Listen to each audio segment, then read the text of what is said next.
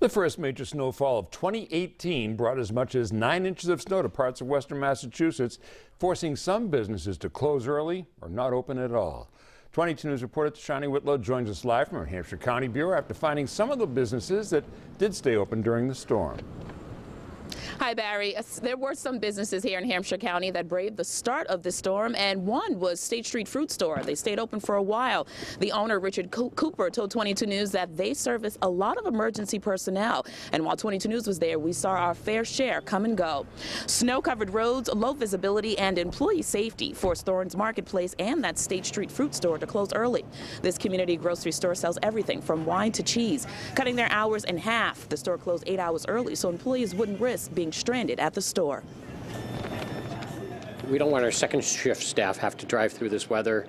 It's really getting treacherous out there, and people are very surprised that we're open, so I think that we're getting them through lunch, that we can be safe.